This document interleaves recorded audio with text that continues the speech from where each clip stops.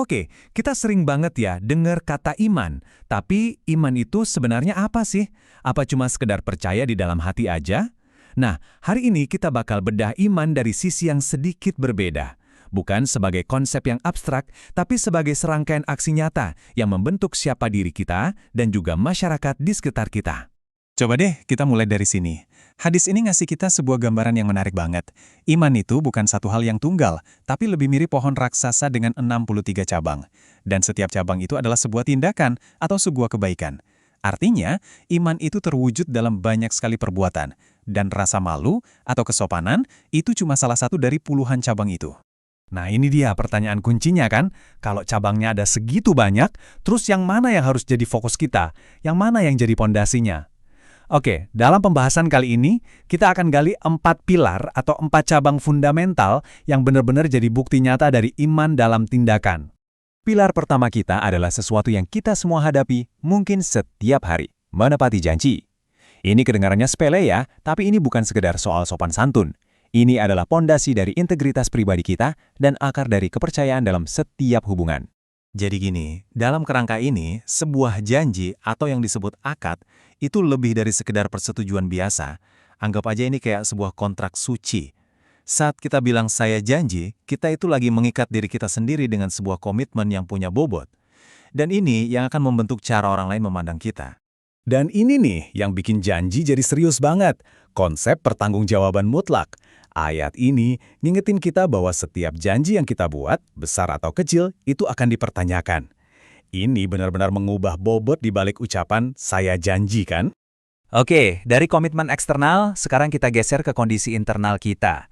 Kalau janji itu soal bagaimana kita bertindak terhadap orang lain, nah rasa syukur ini adalah tentang bagaimana kita mengatur pola pikir kita. Syukur itu ibarat bensinnya, bahan bakar untuk tindakan-tindakan positif kita.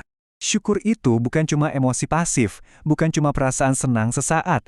Syukur itu sebuah praktik yang sadar, sebuah tindakan untuk mengakui setiap anugerah yang kita terima, yang secara fundamental bisa mengubah cara kita memandang dunia. Jadi gimana cara syukur itu diwujudkan? Ternyata ini adalah proses yang utuh. Dimulai dari dalam hati dengan mengakui sumber nikmat. Lalu diungkapkan dengan lisan kita, ya sesimpel bilang Alhamdulillah. Dan puncaknya diwujudkan lewat tindakan nyata. Dikasih sehat, ya dipakai buat produktif. Dikasih ilmu, ya dipakai untuk berbagi. Itu baru namanya syukur yang lengkap. Ini pada dasarnya kayak hukum universal. Kondisi hati yang bersyukur itu akan mengundang lebih banyak hal untuk disyukuri. Sebaliknya, saat kita kufur atau kerjaan yang ngeluh terus, kita malah akan merasa kehilangan, dan dunia rasanya makin sempit. Intinya, manfaat syukur itu ya balik lagi ke diri kita sendiri.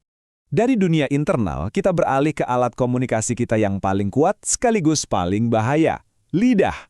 Luar biasa kan? Gimana lidah ini punya kemampuan untuk membangun hubungan dan komunitas, atau sebaliknya, menghancurkannya dalam sekejap. Nah, ini dia sifat gandanya. Garis antara perkataan yang membangun sama yang merusak itu tipis banget.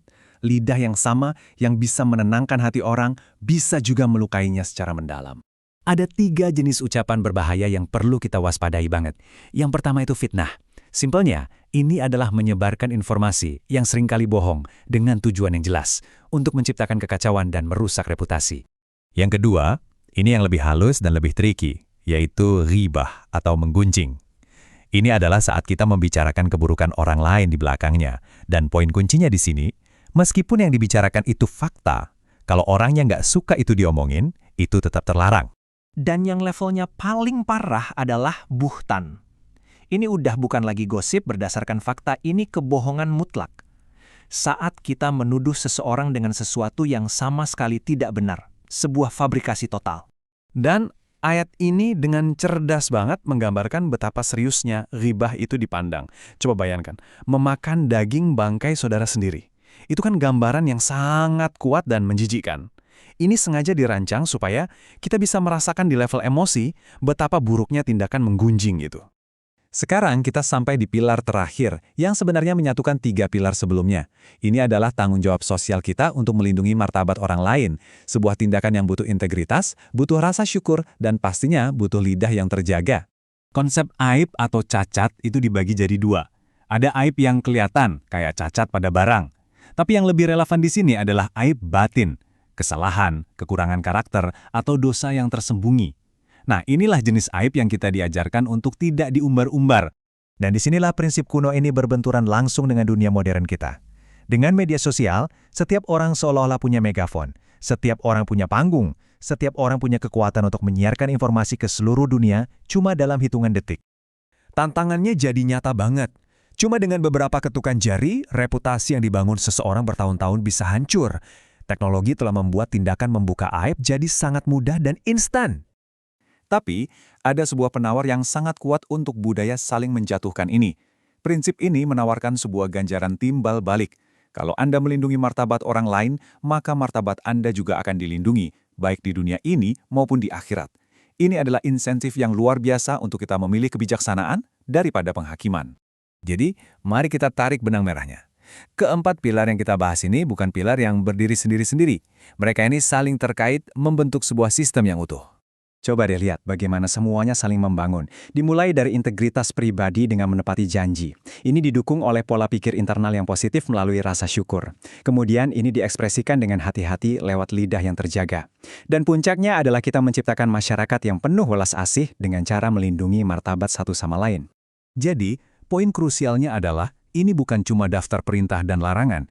Ini adalah sebuah panduan praktis. Sebuah resep untuk perbaikan diri yang secara langsung berkontribusi pada kesehatan masyarakat yang lebih luas. Saya akan meninggalkan Anda dengan pertanyaan ini. Di tengah budaya yang seringkali menghargai keterbukaan yang brutal dan penghakiman instan, coba bayangkan potensi yang bisa kita buka dalam hubungan kita, komunitas kita, dan dalam diri kita sendiri jika kita memilih untuk menerapkan sedikit lebih banyak kebijaksanaan dalam menutupi aib. Coba renungkan.